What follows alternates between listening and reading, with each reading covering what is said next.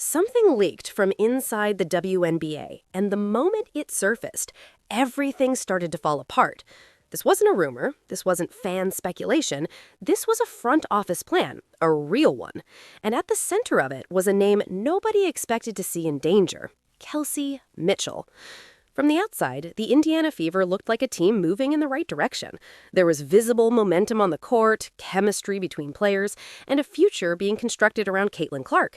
The organization was publicly selling a vision of growth, identity, and sustained success. Attendance was up, attention was up, everything pointed toward progress.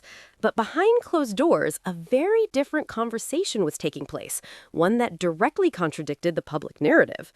A restructuring was underway, a new system, a new identity, one that didn't include everyone currently on the roster. And according to leaked internal conversations, Kelsey Mitchell was no longer viewed as untouchable. Not because of talent, not because of performance, but because of direction. A new direction that was quietly reshaping the franchise from the inside out, with or without public awareness. At first, only a small number of people had access to these discussions. The plan was internal, carefully controlled. No public signs, no media leaks, no visible indication that anything was wrong. But then something slipped, and the moment it did, it spread fast. Screenshots, messages, and fragments of conversations began circulating, enough to paint a picture. Not the full story, but enough to raise one critical question. Why would they even consider this? Fans reacted immediately. The response was a combination of confusion, anger, and disbelief. From the outside, nothing about this matched what they had been watching on the court. It didn't match the chemistry. It didn't match the direction the team was selling to the public. The disconnect was jarring. And that's when a second, more significant layer began to surface. Because this situation was never really about one player. This was about control, about shaping the team around a vision, even if it meant making moves that didn't make sense publicly. The leaked plan exposed something larger than a roster decision. It exposed a fundamental question about who held power inside the organization and how that power was being exercised when the cameras weren't on. And then the leak reached somewhere it was never supposed to reach: the locker room. More importantly, it reached Caitlin Clark. What followed was a period of silence. No immediate reaction, no public comment, no statement to the media. Just the kind of quiet that carries weight, the kind that signals something significant is being processed internally before any public response is made. And then, behind closed doors, she spoke. Not to the media, not to fans, but directly to the people making those decisions. According to multiple insiders, her message was direct, with no confusion and no hesitation. If this is the direction, then I'm not part of it. That single statement changed the entire dynamic, because this wasn't just a player reacting to an internal rumor. This was the face of the franchise, the player whose presence had driven record-level attention to the league, drawing a hard line. And when Caitlin Clark draws a line internally, it doesn't stay contained. The question immediately shifted from, will they make the move, to something far more consequential. Can they afford to? Because removing Kelsey Mitchell was no longer simply a roster decision. It had become a message, a signal about what kind of league the WNBA was becoming, and whether players held genuine influence or simply occupied roles that management could redefine at will. At the exact same time, Project B, a concept quietly developing as an alternative structure for players outside the existing league framework, was being closely monitored across the league. Some players were publicly supportive, others were openly skeptical. But with new CBA negotiations reaching a decisive point, team owners made their collective move. And just like that, Project B was effectively shut down. No rollout, no expansion, no future. Done. Those same CBA discussions produced another concrete development.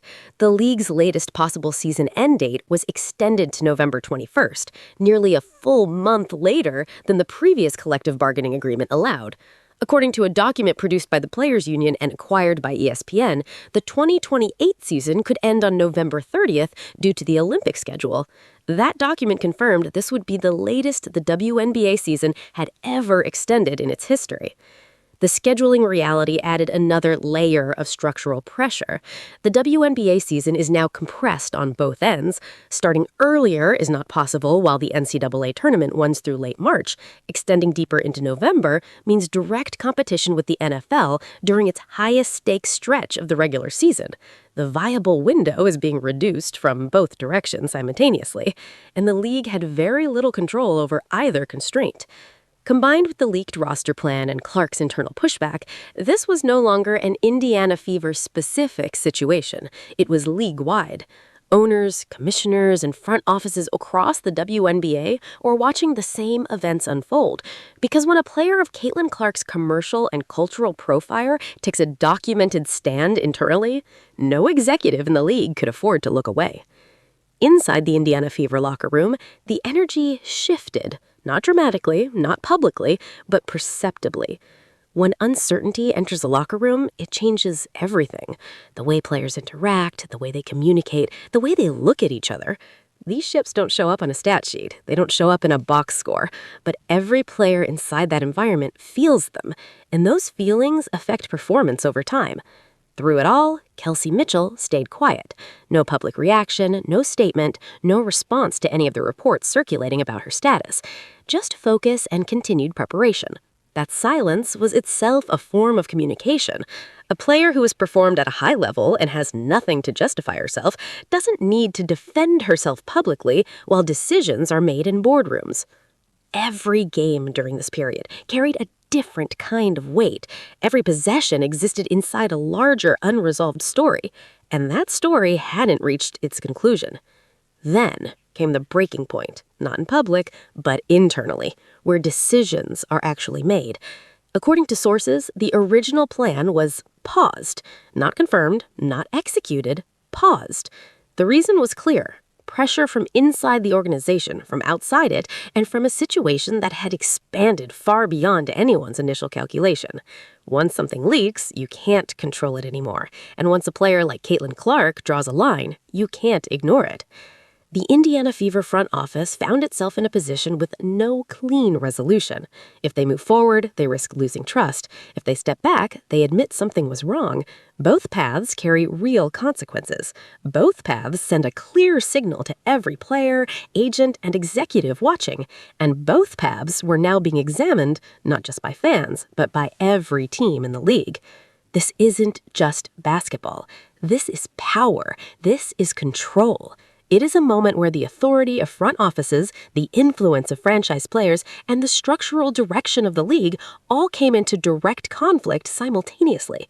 The leak, the roster decision, Clark's response, the collapse of Project B, and the extended CBA timeline, each element connected to the next, and together they produced a situation that no official statement could quietly resolve. The question that remains is straightforward. Do players in the WNBA hold genuine decision-making influence, or do they occupy roles that management defines and redefines based on organizational direction alone? That question is no longer theoretical. It played out through real conversations in a real locker room involving real people with real stakes. And whatever answer emerges will not just define the Indiana Fever. It will define the entire league going forward. One leak started it. One decision accelerated it. One voice made it impossible to contain. And none of it is finished.